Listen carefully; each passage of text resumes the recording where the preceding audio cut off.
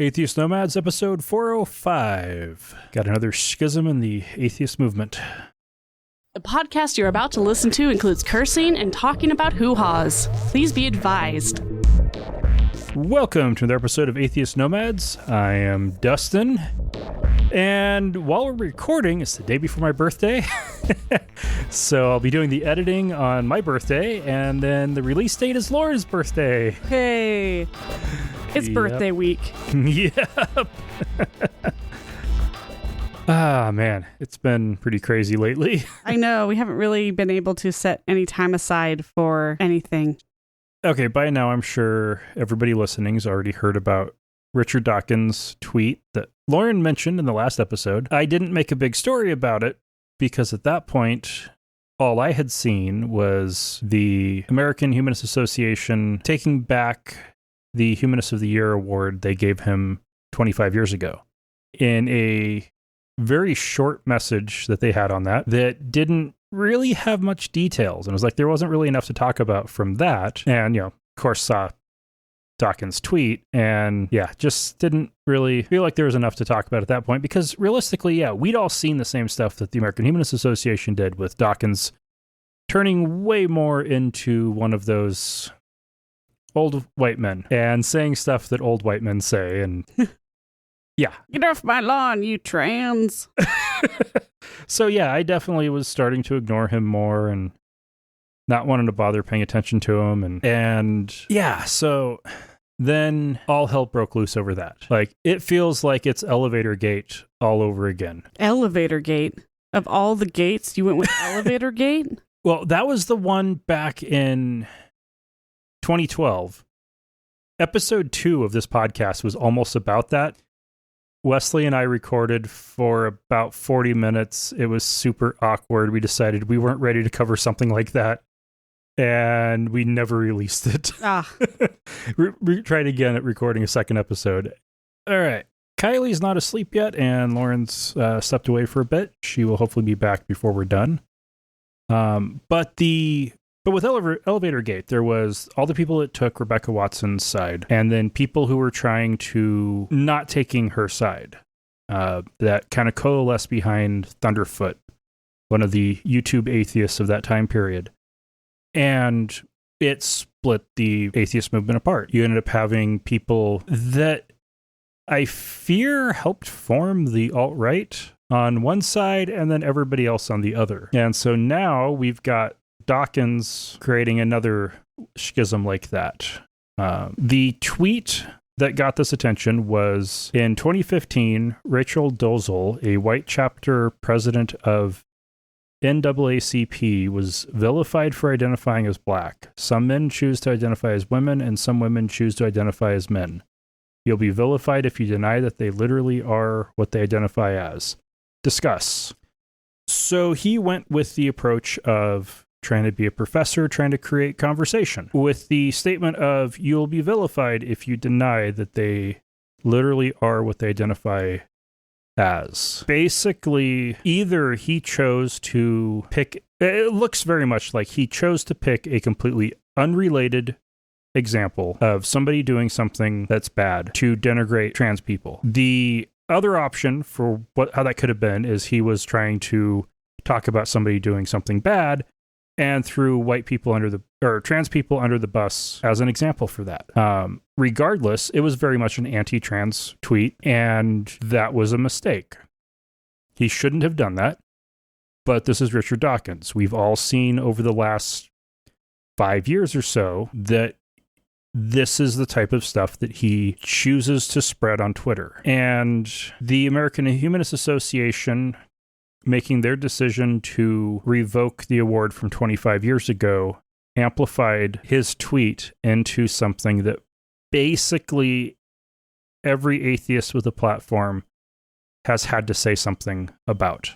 Personally, I would have ignored this because to me, Dawkins is irrelevant at this point. But that's not the point we're at now in this conversation. And what he said was wrong. Trans people are people, and as a respectful human being, yes, you should identify them how they choose to be identified. And that should be the end of discussion. How somebody wants to be called is none of your business. And how somebody wants to identify is none of your business. And even if you don't believe that it is a there is something physiologically or psychologically going on that's causing that, and this is how people are actually able to be true to who they are, it's still none of your business, and you should not be a dick. Now, the more science that's out there on the topic, whether or not somebody is trans is something intrinsic to who they are, where something in how their brains are wired is different than how the brains are wired in a cis individual. And for a person who is trans to be true to his or herself requires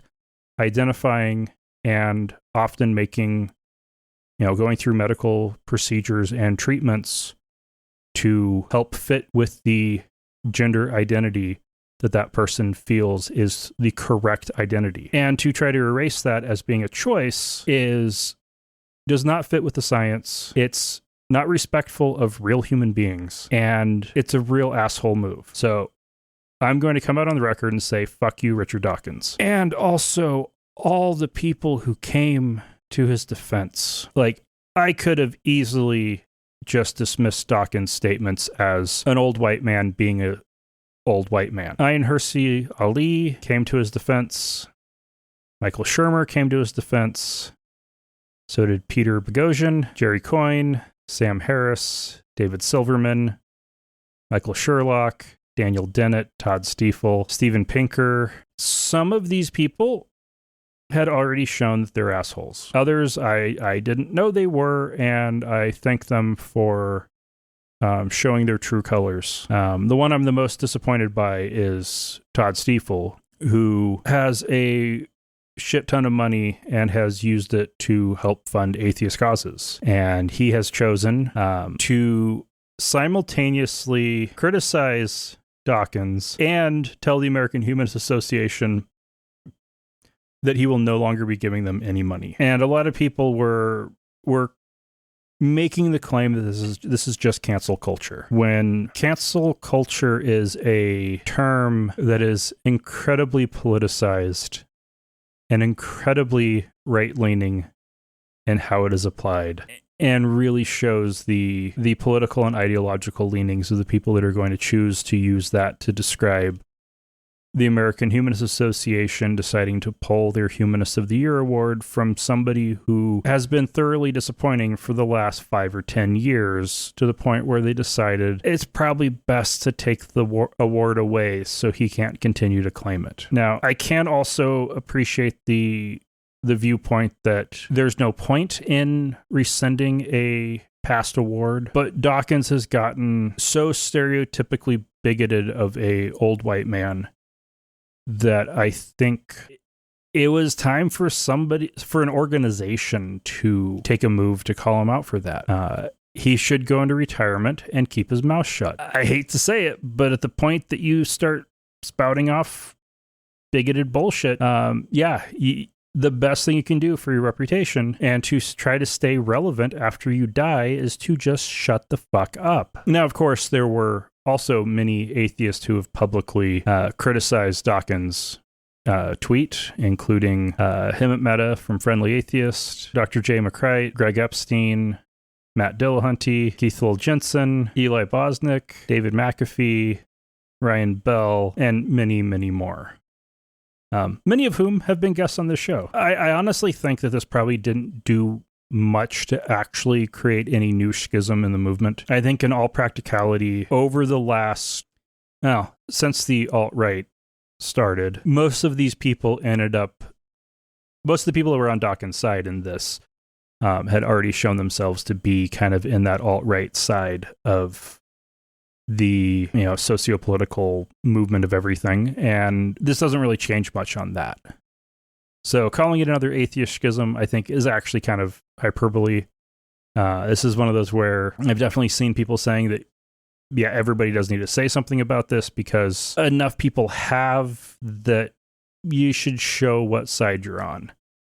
I hate for that to happen. I hate it when stuff like that happens, but it happens. And in this case, I am definitely going to side with our trans friends and listeners. And continuing on this theme, Republican Governor Kay Ivey of Alabama signed legislation that will prohibit transgender students from participating in K through 12 sports on the girls' teams.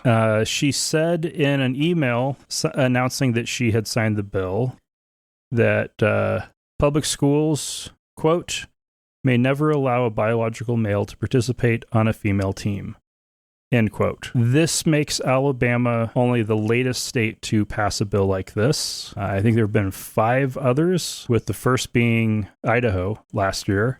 Mississippi came last month. Kansas had a bill like this that passed its legislature, but the governor vetoed it, pointing out that it's a jobs killer that harms children. And the jobs killer point that Laura Kelly, Kansas governor, made was that the NCAA has taken the side of trans athletes and will not allow championships to be held in any location that discriminates against them, which is a really good position to take. Heck, I know one of the times we had Callie Wright on, one of these stories came up and I asked her about it. And the thought that the fear here that Republicans have is that boys who can't compete on the boys' team will say they're trans so that they can compete on the girls' team and do better. And they'd have the unfair advantage of being males with testosterone and whatnot. That is a thing that has never happened. That is a thing that will probably never happen. What does happen is trans kids not being comfortable with the hazing and whatnot that happens in a boys' locker room, wanting to play on the team that feels more right. And I know it's not a common thing that happens, but it is a thing that does sometimes happen, that there are trans kids who play sports. My niece played high school basketball a few years back, and one of the area teams that she played against had a trans player. And even in rural Idaho and Eastern Oregon, a trans girl on a high school girls basketball team wasn't anything anybody cared about. It wasn't a problem. The other players on the other teams didn't have a problem with it. It wasn't an issue. And all around, this is just one of those things where this isn't an issue, but they're trying to make it one. And it's hard to understand why, other than just flat out bigotry. And it sucks. Newt Gingrich, who you may remember was Speaker of the House for most of the 1990s, was on Fox News Saturday night complaining about Joe Biden attacking traditional values. And the way Biden has chosen to attack traditional values is by rescinding the Trump administration's order barring embassies from flying the gay pride flag. With that order rescinded, the U.S. administration no longer has an opinion on the matter, and embassies can raise the gay pride flag in June when Pride Month comes, or they can choose not to do so. It becomes not an issue that the U.S. presidential administration cares about anymore, which is awesome. But Gingrich thinks this is an attack on traditional values by taking a position of not having a position. Like, you couldn't get any softer on an attack than Biden just rescinding a policy. 2 researchers at the Nanyang Technological University in Singapore did a study on the relationship between the growth of Christianity and government's take on Christianity. And they did an analysis of 166 countries, and they found that the more a government favors Christianity, the quicker Christianity declines. They found this to be true across all of Europe and the United States. They noted specifically with the US that with government endorsement of Christianity rising since the 1980s, it correlates directly with a decline in Christianity in that same time period. And they looked at European countries that have had a rise in state sponsoring or endorsement of Christianity in some form or any form, and found that has also caused Christianity to decline.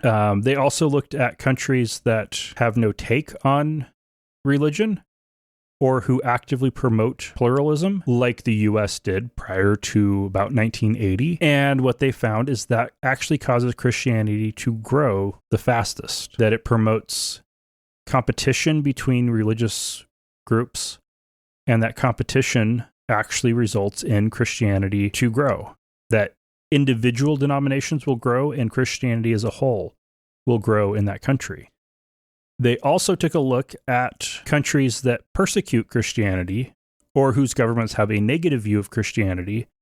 And in one of the models they ran, it suggested that that causes Christianity to grow. But in two other models, they found that it caused no effect on the numbers in Christianity. And that's something that you can see in places like Egypt and Turkey and Lebanon, where you have sizable Christian minorities and active or passive persecution going on. And in those places, Christianity is either a stagnant part of the population or a declining part of the population, but it isn't growing anywhere. And for the most part, in places like Lebanon, it's not that Christianity's numbers are shrinking, it's that Muslims have more babies than Christians do. So Muslim numbers are growing way faster than Christian numbers. In Idaho, Lieutenant Governor Janice McGeachin, who has been attempting a coup in several attempts to overthrow the state's governor, she has been actively opposed to any and all COVID mitigation efforts. Her latest effort is she's now announced... She hasn't gotten funding for it yet, but she has announced the formation of a indoctrination task force. She's only named a couple people to it. She's planning on naming the rest here in the next couple weeks and is hoping that she will get the funding to run this. She's only asking for $4,000 to run this task force, but so far that hasn't actually made it into the budget, and her allies in the state house are continuing to try to get that money pushed into her office's budget. The goal of this is to, well, according to McGeachin, it's, quote, to give concerned citizens a voice regarding education in Idaho, end quote. What it actually is an attempt to search for communist, socialist, and social justice slanted teachers in Idaho public schools. And it's specifically going to look for critical race theory, anything related to social justice, anything related to socialism or communism, or Marxism, and they are asking parents to report teachers to the task force if they hear that teachers are promoting any of these ideas. What's crazy is this is probably going to get teachers reported for even talking about any of these things at all, and you can't talk about the history of the late 19th and most of the 20th century without talking about socialism, communism, and Marxism. So that would really have a hamper on history classes, and not just world history, but also U.S. history, because of the Cold War and labor union movements and farmers' co-ops and all of the socialist movements in the U.S. Heck, you could even talk about infrastructure without talking about socialism. So talking about public roads, or even the existence of public schools, could be viewed as promoting socialism. That could really, really create a lot of very needless accusations. And when it comes to the race-related and social justice issues, yeah, any class that talks about current events can't not talk about race issues, because we have a lot of very angry people about systemic racism.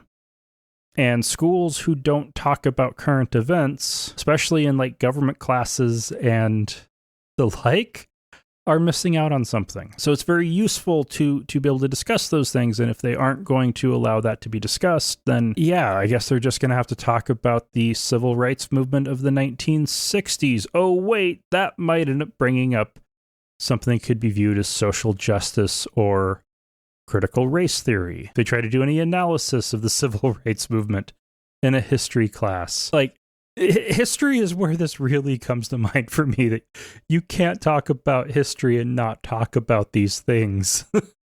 So you can guarantee history teachers are all going to get in trouble with this task force. Fortunately, it's a task force that doesn't have any teeth yet, but McGeechan has sway over at least a third of the state legislature and all of the militia groups. So if she can't get things done through the legislature, I'm sure she wouldn't have any issue with having some of her cronies engage in some intimidation tactics to shut up teachers. And this sounds all very McCarthyism. Pastor Robert Jeffress, who was one of Trump's main evangelical advisors and advocates, still has at least some attention, is still getting at least some attention.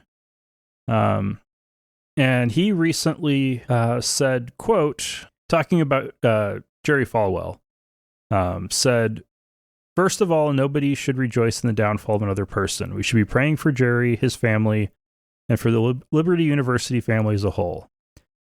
Secondly, we need to remember that none of us is immune from falling into sin. We can all fall.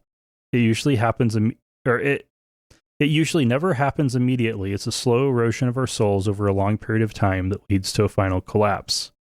In the crosshairs would be every Christian, but certainly those who have a public ministry and are well known by others.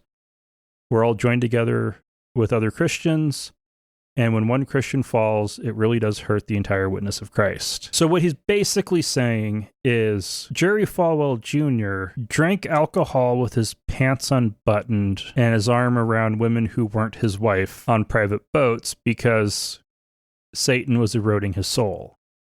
And he sat there and watched as the pool boy fucked his wife because Satan had been eroding his soul. In other words, Jeffers is saying Satan slowly tore down somebody who was very deeply involved in conservative Christianity, which would suggest that Satan is quite powerful and that Christians aren't. Anyway, I think it's kind of fun to talk about Jerry Falwell and his fall.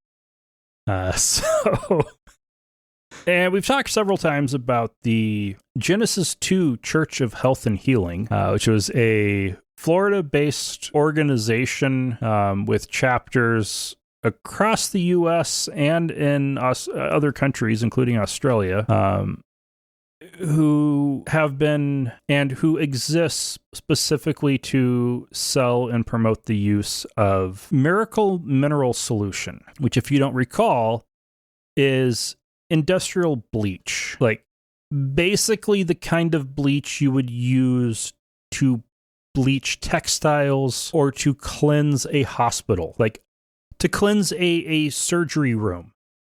Like, we're talking about that kind of an industrial bleach. And they were promoting it for people to drink or to give to their autistic children. That was the main thing they were promoting it for, was to give it to autistic children so that they would be freed of the demons, the evidence of which would be when they would shit out their intestinal linings because the bleach ate out their guts. This is really, really bad stuff. Well, they have now been indicted by a grand jury. The FDA started cracking down on them when they were starting to promote the use of miracle mineral solution as a COVID treatment, and the FDA issued a warning letter against them in August and went very public with the warning letter because of how dangerous this is. And in July, the government raided their headquarters in Florida, confiscating 22 gallons of miracle mineral solution, 8,300 pounds of sodium chlorite, the main active ingredient in the bleach, and 50 gallons of muriatic acid, which could have been combined to create their miracle mineral solution to make even more. And that was all destroyed per a court order, but they didn't stop. And so now the Department of Justice has gotten a grand jury in Miami to indict Mark Grennan, the leader of the group, and his 3 sons for marketing a miracle cure-all that was not FDA approved and charging them with criminal contempt since they were under court orders to not distribute MMS, and they continued to distribute MMS. And in the civil case where they were ordered not to cease and desist, they threatened that if the government were to enforce the orders, that they would pick up guns and instigate a Waco. So the charges are 1 count of conspiracy to commit fraud and 2 counts of criminal contempt. And if convicted, they all face life in prison. And this is one of those things that, like, I used to work on a directly FDA regulated environment where I actually hosted FDA inspectors for audits several times. And they were just routine inspections we got every 2 years. And when you have a FDA inspector show up for an audit, they show their badge and give you their card and give you the official government order that you are to be inspected, and read to you in that based on the findings, you may be issued citations or warning letters or face personal, civil, or criminal liability. And I asked one of my bosses at one point, could this ever actually turn into criminal liability? And the answer was, well, not unless you're really stupid, because you have to have, like, generally, if you're trying to do things generally right, you get findings on the inspection report that you have to respond to. And if you fail to fix those issues, then you might get a warning letter. Or if it's really, really bad, you might go straight to a warning letter, but they want to give you time to fix it. A lot of that implies that you already have FDA approval. At the point that the FDA is going to a place that never got approval, but needed it because of the claims they are making, that's when it can way more quickly move to a warning letter and civil prosecution and then criminal prosecution. And they demonstrated exactly what that inspector meant when he read the end of that report saying that I could have faced criminal prosecution. They demonstrated exactly how that works.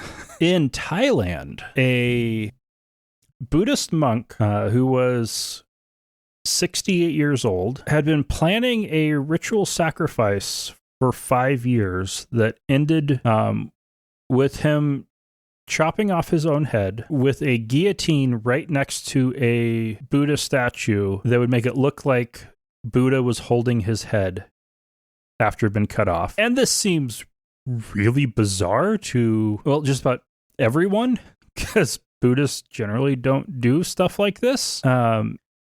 He held to a form of Buddhism and a particular belief known in Buddhism as making merit, where you could do extra special offerings for the deity to get better luck in the afterlife and better chances of being reincarnated at a higher level. That's not a typical view within Buddhism, but is one that this guy held to.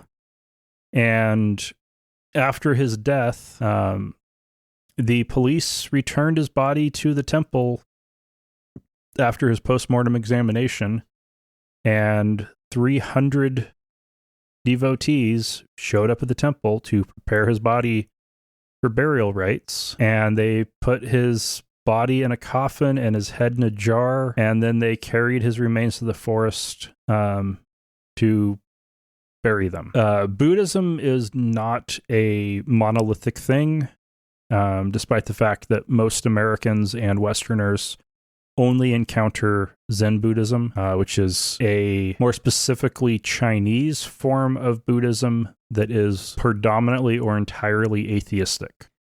In Tibetan Buddhism and the other forms of Buddhism you'll find in Southeast Asia, it's a lot more polytheistic, and you can get weird stuff like people beheading themselves or lighting themselves on fire. And and in China, there are white porcelain statues of Donald Trump in the form of a Buddha that are being sold on the Chinese e-commerce platform Taobao and have been trending on WeChat and other Chinese social media.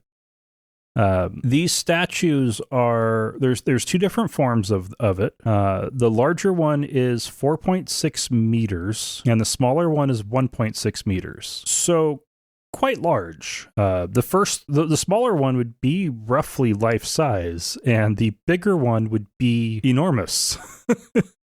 4.6 meters is quite large, and they're going for around $6,000 US. The product description says Trump Buddha knows Buddhism better than anyone and promises that putting him in your office will make your company great again. And it was a furniture maker in China that decided to make these and has only made about 100 of them and has already sold dozens, knowing that people are just buying it for fun, but they're selling. And of course, they've created an interesting meme for to trend in WeChat, with one buyer saying that after he saw it, he, quote, bought it for fun and to put it on my desk at home as a decoration. A 1.6 meter statue on your desk as a decoration? That's nuts. It's like 4.5 feet tall. All right. Well, we don't have any feedback and we don't have any new patrons. If you want to contact us, you can leave us a message using the contact form on the website or the SpeakPipe button on the website, or you can send us an email at feedback@atheistnomads.com. If you want to support the show, you can find out how at atheistnomads.com/donate. And until next week, remember, not all those who wander are lost.